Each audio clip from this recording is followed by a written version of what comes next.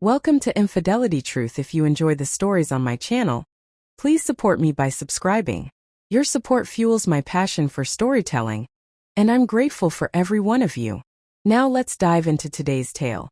A story about a lie that wasn't quite a lie, a moment of weakness, and the fragile threads that hold a marriage together when the truth comes too close for comfort. My name is Naomi. I'm 35, married to Evan for 8 years. And we've settled into a life that's as predictable as the sunrise. Evan is the kind of man who folds his socks in perfect pairs and checks the weather app before stepping outside, even if it's just to grab the mail. He's steady, reliable, the kind of guy who'd never leave a coffee ring on the table without wiping it clean. Once upon a time, we were electric. We'd take spontaneous drives to nowhere, blasting music with the windows down, or sneak into each other's showers with giggles and whispers. We'd leave post-it notes with flirty messages in coat pockets or lunch bags. But life has a way of dulling the edges. Between my climb up the corporate ladder at a marketing firm and his late nights crunching numbers as an accountant, our spark fizzled into routine. Our conversations became checklists. Bills, groceries, who's picking up the dry cleaning. I don't know when we stopped being lovers and started being roommates, but the shift was so gradual it felt like waking up one day to find your favorite sweater no longer fits. Then came Nathan. Nathan joined our marketing team 6 months ago, a transfer from the Chicago branch with a grin that could sell ice to a penguin. He was 32, perpetually disheveled in a way that felt deliberate, slightly wrinkled button-downs, hair that looked like he'd run his hands through it one too many times. He had this energy, this way of looking at you that made you feel like the only person in a crowded room. It started innocently enough. A quip during a meeting that made me laugh a little too loud. A shared eye roll when our boss droned on about quarterly projections. Then came the late-night brainstorming sessions, the kind where you're both punchy from too much coffee, and the air feels charged with something unspoken. I told myself it was harmless. I was married, not dead. A little attention didn't mean anything. But 2 months ago, after a team happy hour, it stopped being harmless. We'd all been celebrating a big client win at a dive bar downtown. The team dwindled one by one until it was just Nathan and me, sharing a booth and a basket of soggy fries. He leaned in, his voice low, teasing me about my choice of karaoke song earlier that night. I don't know who moved first, but suddenly we were kissing in the back of an Uber, the city lights blurring past us.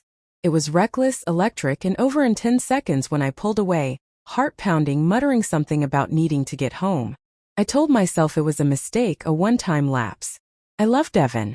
I wasn't that person. But I couldn't stop thinking about it. About Nathan. About how he made me feel seen again. Last Friday, Nathan mentioned a client mixer at a swanky rooftop bar downtown. It was the kind of event where you sip overpriced cocktails and schmooze with people who pretend to care about your pitch. Evan had told me he'd be working late, grabbing dinner with his boss to go over some big merger. It was the perfect window. I told Evan I had a work dinner too. Technically, it wasn't a lie. There was a work dinner, just not the one I was attending.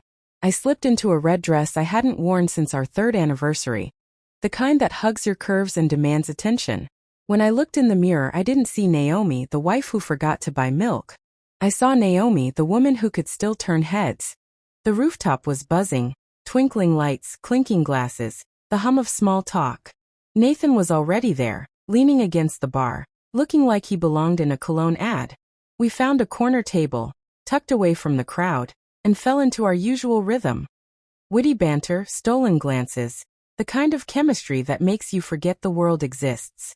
His hand brushed mine when he passed me a drink, and when he rested his fingers on the small of my back, I didn't pull away. I was tipsy on martinis and the thrill of being wanted.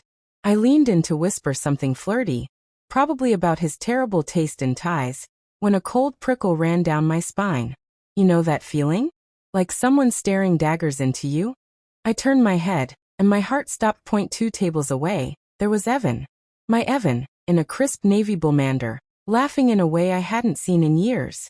He was with his boss, a gray-haired man in a suit, and a woman I didn't recognize, sharp cheekbones, sleek black dress, maybe in her late 20s. She was gesturing animatedly, and Evan was eating it up, his eyes crinkling with genuine amusement. He hadn't seen me. Not yet. But I felt like I was going to vomit. Nathan noticed my sudden freeze. Naomi? You okay? His voice sounded distant, like it was underwater. I need to go to the bathroom, I stammered, nearly knocking over my martini as I stood. I weaved through the crowd, my heels clicking too loudly on the polished floor, and locked myself in a stall. My breath came in shallow gasps. What were the odds? 2 tables away, in a city of millions, in a bar I'd never been to, my husband was 2 tables away. My phone buzzed in my clutch. Evan. Dinner going well? I stared at the screen, my pulse hammering in my ears. I typed back, yeah, just wrapping up. You. 3 dots appeared almost instantly. Same. Good night so far. I flushed the toilet for no reason, the sound grounding me, and splashed cold water on my face at the sink. My reflection looked like a stranger's, wide-eyed, guilty, the red dress now feeling like a neon sign screaming, "Look at me." Back at the table, Nathan was scrolling through his phone, concern flickering in his eyes. You sure you're okay? You look like you saw a ghost. Headache, I lied, forcing a smile. I think I need to call it a night. Let me walk you out, he offered, standing. No, I said too quickly. I'm good.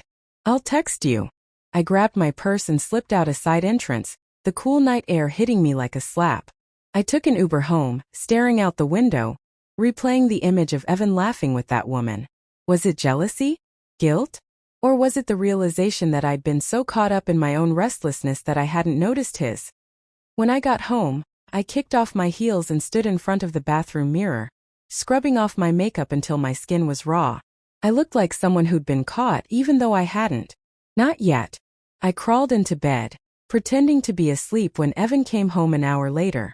He kissed my forehead like always and I squeezed my eyes shut, willing myself not to cry. Sleep never came that night. My mind churned, Nathan's touch, Evan's laugh, the red dress crumpled on the floor. The next morning I tried to act normal. I made coffee, asked about his night, kept my voice light. He mentioned the dinner, casual as ever. It was fun, he said, stirring sugar into his mug. Boss brought this new consultant, Claire. She's sharp, got a great sense of humor. Made the night less stuffy than usual. I nodded, my throat tight. I'd seen her. Seen him. That carefree spark in his eyes, the kind I used to bring out. Sounds nice, I managed, pouring myself a second cup I didn't want. For the next week I dodged Nathan. Short texts, vague excuses about deadlines. He stopped pushing, sensing the shift. But the guilt didn't fade. It grew heavy and suffocating. I started noticing things about Evan I'd ignored. The way he'd hum while cooking, the way he'd leave my favorite mug out for me. Small things that felt like apologies I didn't deserve. Then on Thursday, Evan texted me at work. Dinner tonight? Just us? My heart leapt, and I typed yes before I could overthink it. He picked a little Italian place we used to love, back when we'd linger over wine and talk about dreams instead of schedules. The restaurant was warm, candlelit, the kind of place that makes you feel like time slows down. Evan looked good, really good, in a sweater I'd bought him years ago. His eyes were soft, but there was something else there, something sharper, like he was studying me. We talked, really talked, for the first time in months. About work, about the time we got stranded on a camping trip and laughed through the rain. It felt like us again. Until dessert. He set down his fork, leaned forward, and said, "So how was your other work dinner last week?" The world tilted. My spoon froze halfway to my mouth. What do you mean? I croaked, though I knew exactly what he meant. He didn't blink. Naomi, I saw you. At the rooftop bar. In that red dress. With him. 2 tables away. The air vanished from the room. I couldn't speak, couldn't breathe. He didn't look angry, just exhausted, like he'd been carrying this for days. You weren't even trying to hide it, he said quietly. Tears stung my eyes. Why didn't you say anything? He shrugged, his jaw tight. I wanted to see if you'd tell me. I waited. 1 day, 2 days, a week. Nothing. I was scared. I whispered, my voice breaking. Not of you. Of what it meant. Of what I'd done. Of the fact that maybe we've both been pretending for too long. He nodded, slow and deliberate, like he'd already had this conversation in his head. I didn't confront you because I wasn't sure if I still mattered enough for you to care. That broke me. A sob caught in my throat. You do. More than you know. I didn't sleep with him, Evan. But I won't lie, it meant something. I felt invisible. I missed feeling wanted. His eyes glistened and his voice cracked. So did I.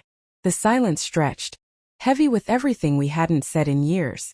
I reached for his hand and he let me take it, his fingers warm but hesitant. I messed up, I said. I thought I could have this moment, this thrill, and still come home to you. But I was wrong. He looked at me, really looked at me, like he was seeing the woman he fell in love with and the stranger I'd become. I'm not perfect either, he said. I've been checked out too. Work stress. I stopped trying. But seeing you there with him, it woke me up. I don't want to lose us.